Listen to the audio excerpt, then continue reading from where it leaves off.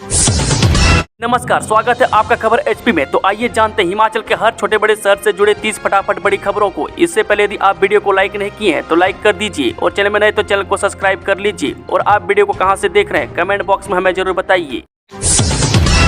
संजौली मस्जिद गिराने पर सेशन कोर्ट ने लगाई रोक। 29 मई को होगी मामले की अगली सुनवाई।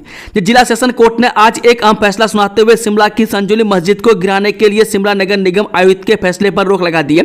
बता दें कि वक्फ बोर्ड ने शिमला नगर निगम आयुक्त के मस्जिद गिराने के आदेश को चुनौती दी थी, जिसके खिलाफ मुस्लिम पक्ष की ओर से शिमला नगर निगम आयुक्त के फैसले पर रोक लगाने के लिए दी गई याचिका पर आज सुनवाई हुई है। आज कोर्ट ने निगम आयुक्त के आदेशों पर स्टे लगाया।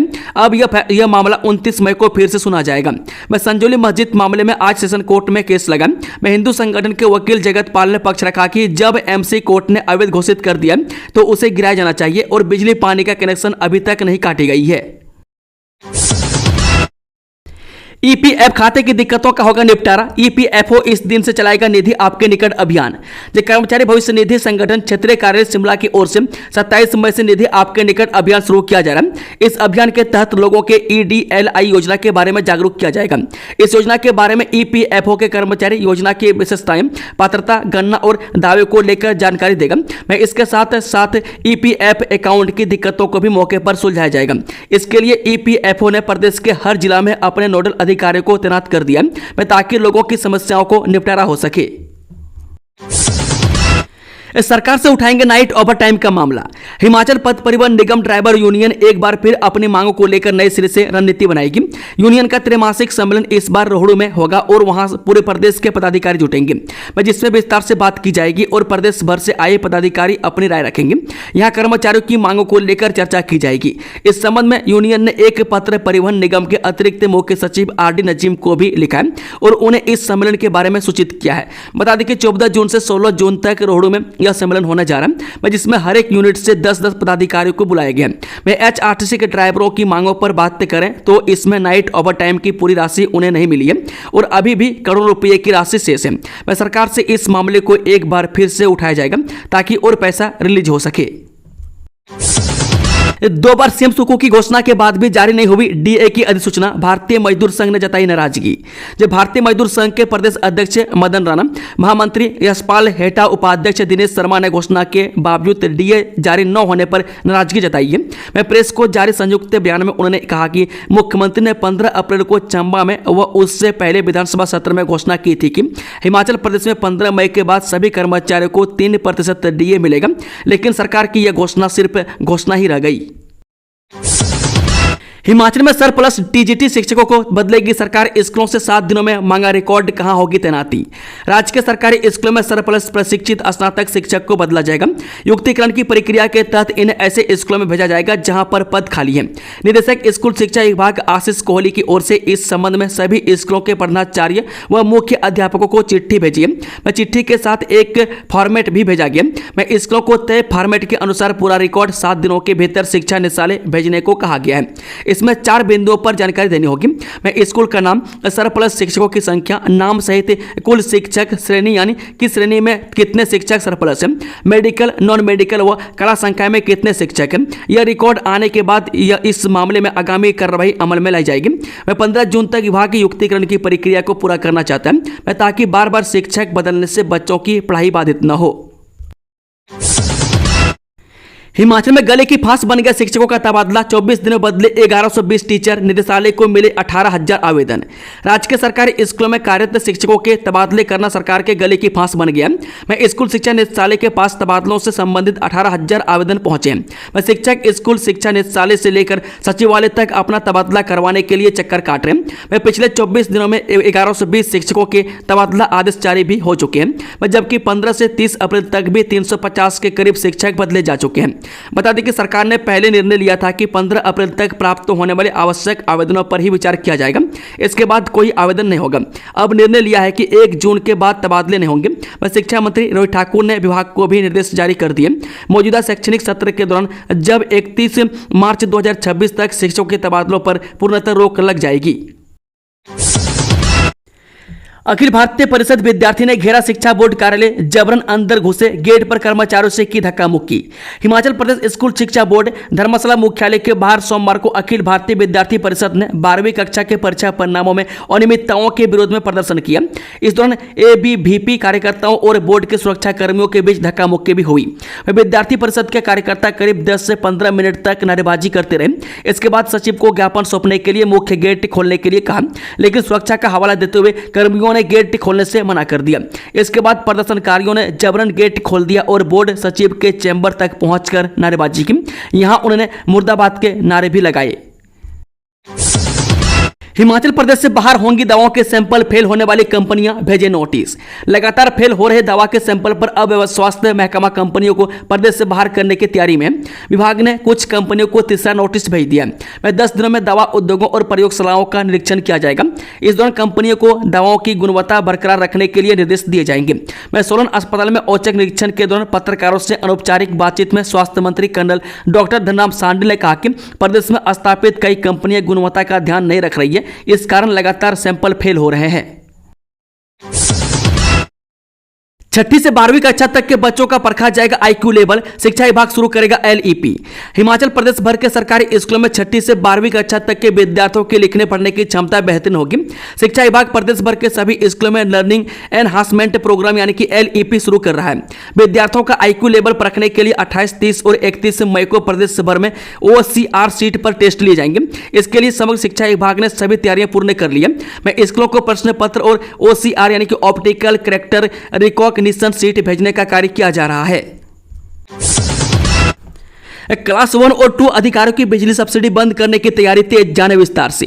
हिमाचल प्रदेश में क्लास 1 और 2 श्रेणी के अधिकारियों की बिजली सब्सिडी बंद करने की तैयारी तेज हो गई है। कोषागार, लेखा एवं लॉटरी विभाग ने बिजली बोर्ड को इस दायरे में आने वाले अधिकारियों की सूची सौंप दी है।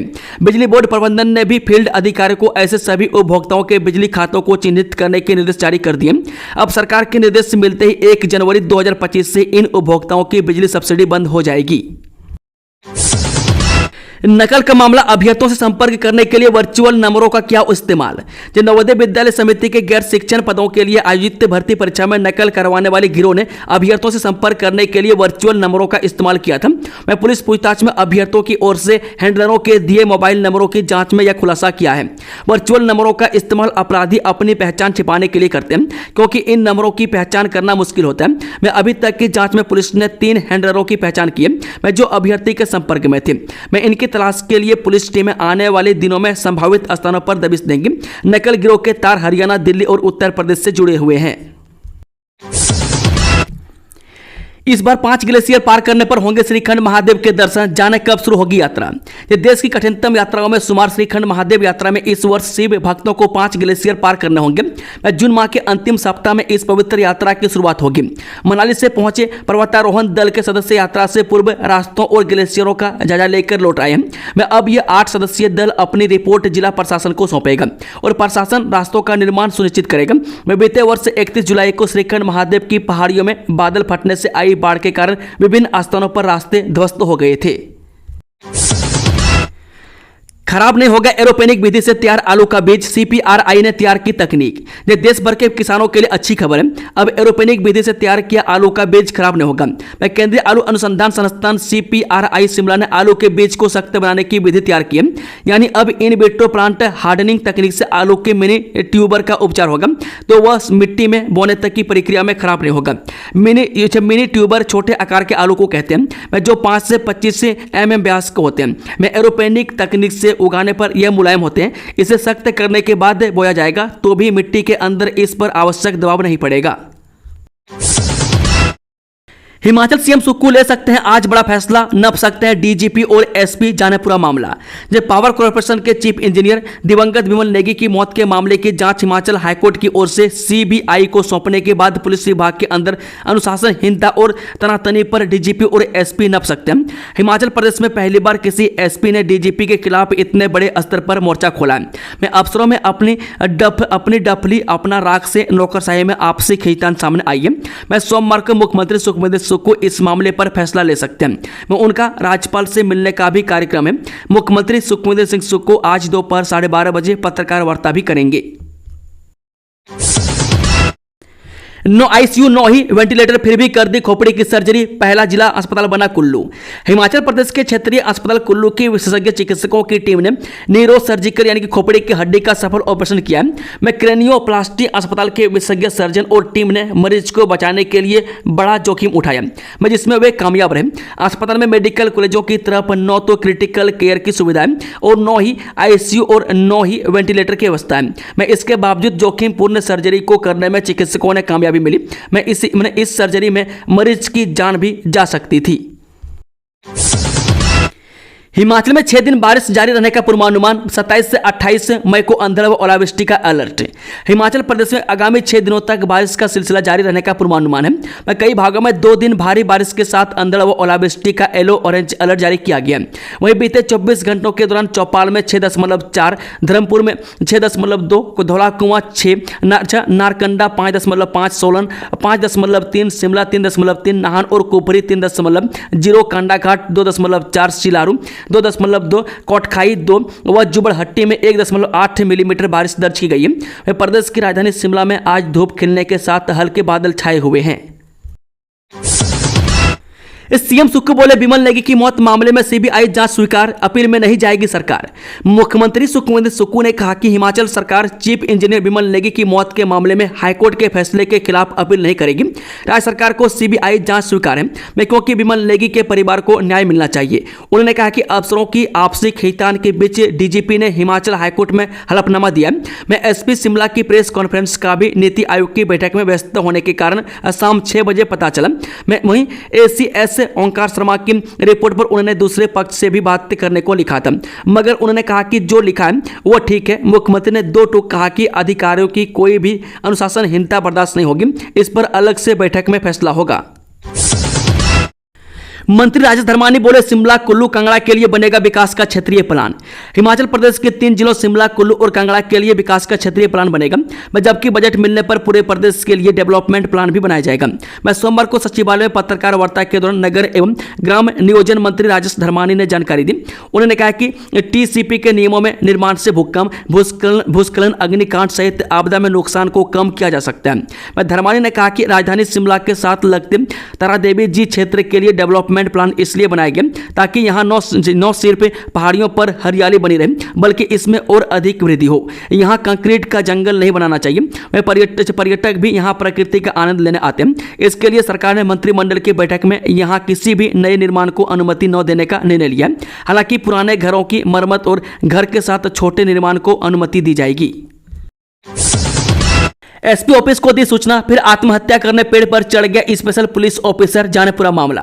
जम्मू सरकार से नाराज पुलिस विभाग में तैनात एसपीओ स्पेशल पुलिस ऑफिसर रस्सी लेकर आत्महत्या करने के लिए पेड़ पर चढ़ गए। वे पेड़ पर चढ़ने से पहले एसपीओ ने एसपी कार्यालय चंबा में आत्महत्या करने की सूचना दी। सूचना मिलने के बाद जिला नियंत्रण कक्ष से तुरंत पुलिस चौकी बनी खेत को सूचना दी गई।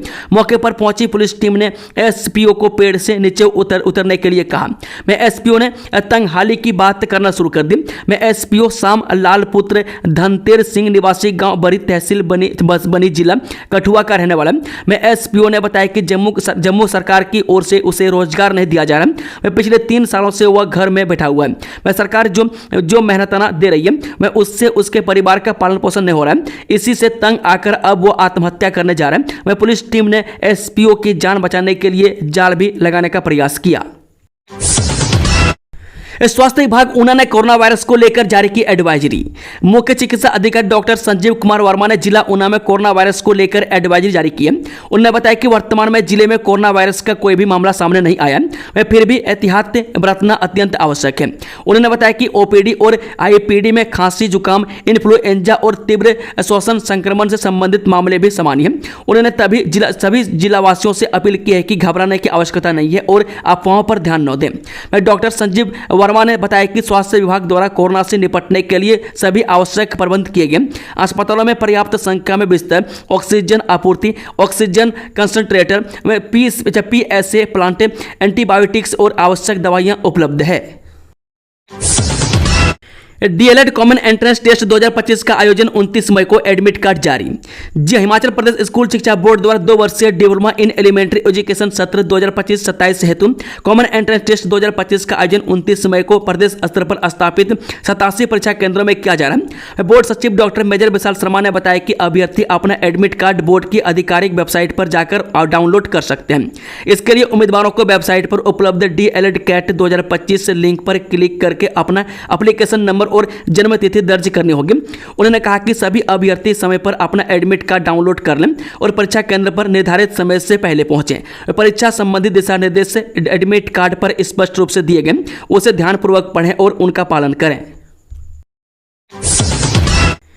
भोरंज में 15 पदों के लिए 28 मई को होंगे साक्षात्कार, होनी चाहिए इतनी आयु। अनु स्थित एक company Vimanshu elevator and escalator में मार्केटिंग एग्जीक्यूटिव, इंस्टॉलेशन एग्जीक्यूटिव और टेक्निकल एग्जीक्यूटिव के 5-5 पदों सहित कुल 15 पद भरे जाएंगे।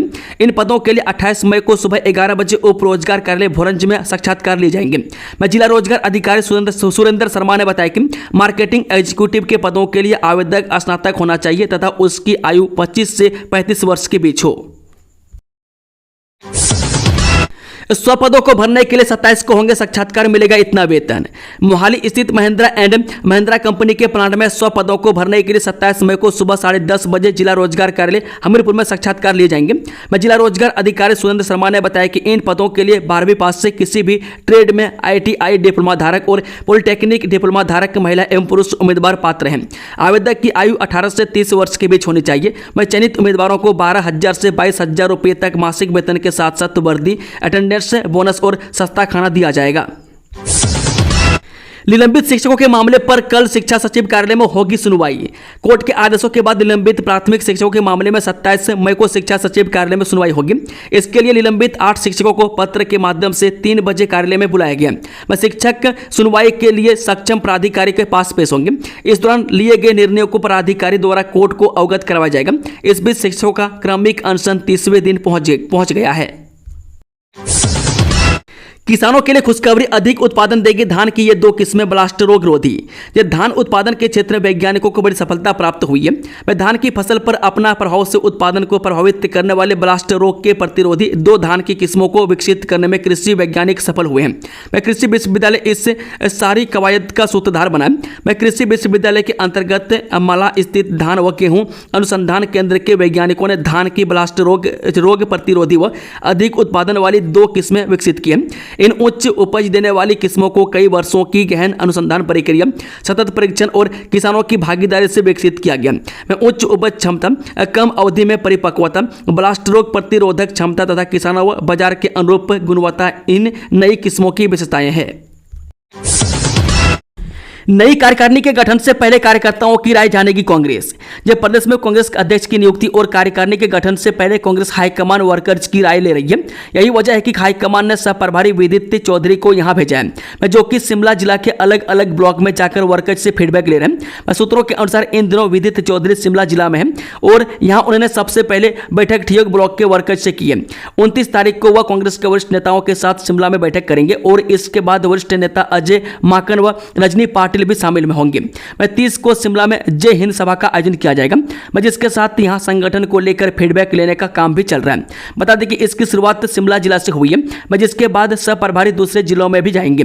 इसके लिए पार्टी के दूसरे सह प्रभारियों या सचिवों की ड्यूटी लगेगी और सभी का फीडबैक हाईकमान को दिया जाएगा। हिमाचल हाईकोर्ट के आदेश, प्रदेश भर में हटेंगे अवैध टैक्सी स्टैंड। जहां हाईकोर्ट ने प्रदेश के सभी राजमार्गों सहित शिमला शहर के भीतर अवैध और अनाधिकृत टैक्सी स्टैंड संरचनाओं को हटाने के आदेश जारी किए। जनहित याचिका में लोक निर्माण विभाग द्वारा कोर्ट को सौंपी गई स्टेटस रिपोर्ट के माध्यम से बताया गया कि टैक्सी चलाने वाले व्यक्तियों द्वारा शिमला शहर के विभिन्न स्थानों जैसे Auckland government degree college Sanjauli bus stop, ढली चौक, छोटा शिमला सचिवालय के पास लक्कड़ बाजार, कुसुमपट्टी बाजार और संजौली कस्बे में कुछ अवैध और अनाधिकृत संरचनाएं बनाई गई है, जो वाहनों की आवाजाही में असुविधा पैदा कर रही है।